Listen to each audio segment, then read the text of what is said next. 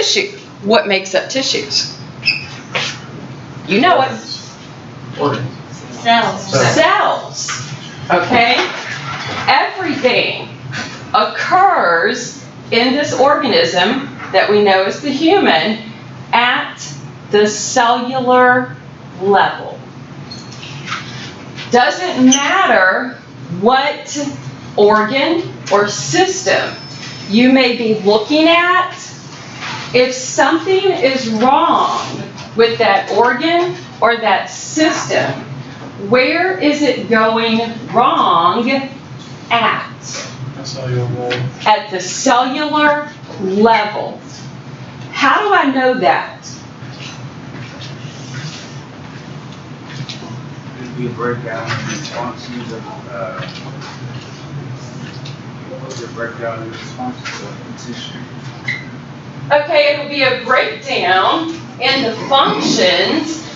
How would I know that there's a breakdown in the function of that organ? I guess because the cells, because they're the ones that make the organ, they're the ones affected first, or? Well, let's think about this for a second. If you guys are in here for a medical program, okay? Nursing, physical therapy, respiratory therapy. In order for you to know that something is wrong, you've got the patient. What are you going to be looking at as you're talking to the patient? Their history. Their history, which is going to be in their chart. All right? Which means there's going to be paperwork in it. Or you're going to be punching it up on a computer screen. That seems to be where everything's going now. Okay? You're going to punch it up on a computer screen. What are you going to be reading?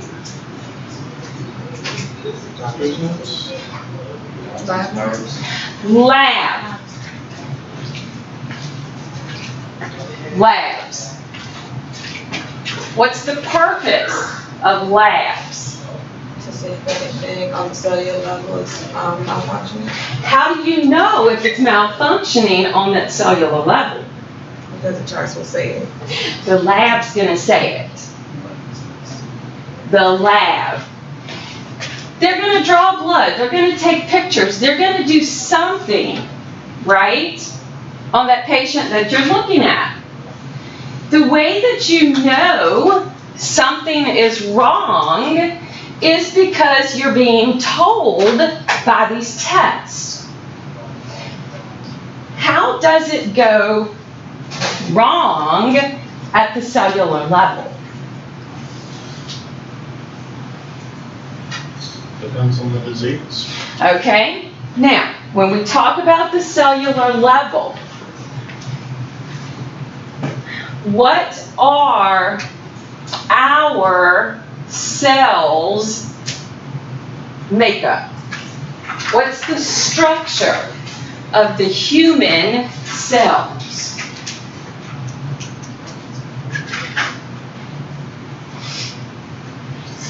Well, you have fluids, so. We got fluid on the inside. We got fluid on the outside. What is the barrier between the two? The membrane. My plasma membrane. That plasma membrane, what's its job? And by the way, all computers, all electronics, everything away. I don't allow them.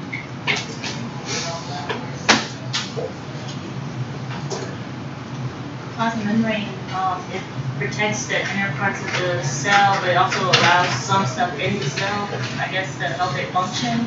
Okay, it's going to allow movement of materials in and out, right? Would that cause a cell to not function correctly? It can, because it can, I guess, because some things can, I guess, can be undetected by white cells or white blood cells, and I guess diseases can escape. Now, the white blood cells, red blood cells, they're cells to themselves, okay? Which we're going to learn, because that's part of part 2. In part 1, for every system that you studied, which was basically the skeletal, the muscular, and you started the nervous, okay? For example, muscle contraction. How does that occur? Neuromuscular junction. All right, I've got my neuromuscular junction. Come on, I want everybody talking to me, not just one. I got a neuromuscular junction. What is that a connection between? Muscle and brain. Muscle and the brain. How did they communicate? Neurons. And my neurons. Let's think about this. Skeletal muscle, right? How many muscle types are there in the body? 3. Skeletal, cardiac, And it's smooth. smooth. Come on, I want everybody, not just one, talking to me, okay? Now, do you happen to remember in the skeletal muscle cell, the protein filaments? Let somebody else answer, okay? Let's give somebody else some other chances. Anybody?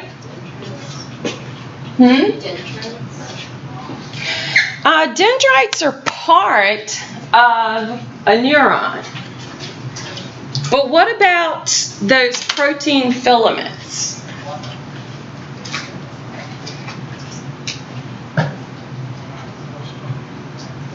This was the very basics of part 1. Okay, go. I think I know it. Is it myosin and actin? Actin and myosin. How are they arranged? This is basic part 1, you guys. Huh? The Z-band. Okay. Had the Z-band. They kind of overlapped. All right. How did muscle actually contract? The sliding filament theory. That couldn't happen, though, in skeletal muscle, okay? That could not happen until it received the proper information. How did it do that? Nerves. Signals transmitted from the brain. At the level of the neuromuscular junction, where the nerve meets the muscle,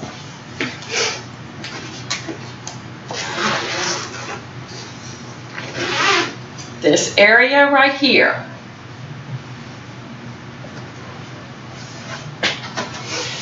what is found in the plasma membrane of the muscle cell to allow muscle contraction to occur?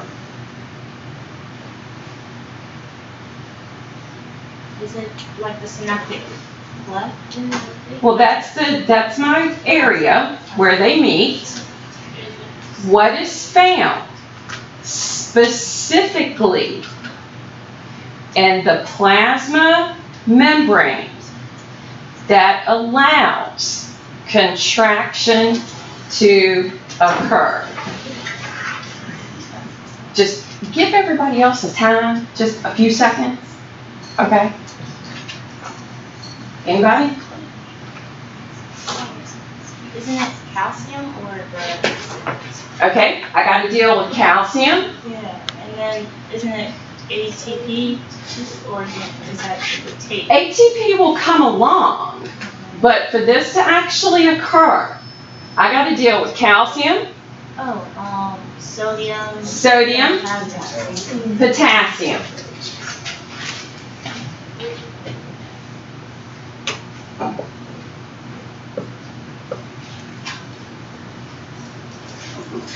How else do we know these? Electrolytes. Electrolytes. Why? Anybody know why? Why are they called electrolytes? Yes. They conduct signals, electricity. They conduct electricity. Can these levels be tested? Yes. Yes. Yes. Therefore, they are clinically significant. What level am I working at right here? I'm at my cellular level.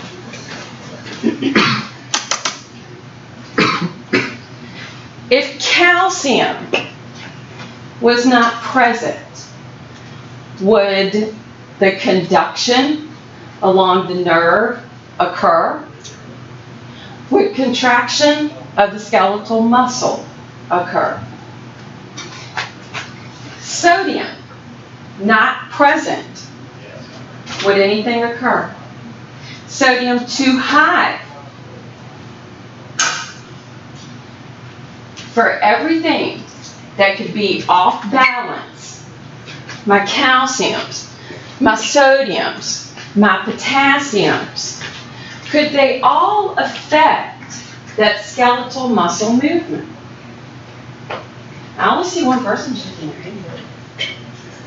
Could they affect? Yes. What about the conduction of nerve impulse? Yes, most definitely. This is the reason I need you guys to review those videos. In the videos, and I'm going to double check and make sure they play. Yes. I go into great detail explaining this. Everything we talk about, every topic is going to come down to this level. As we continue to talk about the nervous system, as we move into the special senses, as we move into respiratory, cardiac, blood vessels, as we move into everything, guess where the action takes place? On cellular level. At the cellular level. Because this is the area that is clinically significant. Now, do you know what I mean by clinically significant? It can be It measured. can be measured. Does that make sense? Any questions so far? No? Okay. Well, let's look through our site for Blackboard. Now, when you come into Blackboard, the first thing that you're going to get to are the announcements. Yeah, announcements are great. It's an excellent way for me to get in touch with you. Whenever I post an announcement, I'll also send it as an email. How many of you have your Gmail account going to your phone? All right. How many of you check it? Excellent. However, it's not something that we kind of answer all the time. Have you ever heard of an app called GroupMe? All right. How many of you have it on your phone? Well, Because I understand that in this day and time, everybody pretty much likes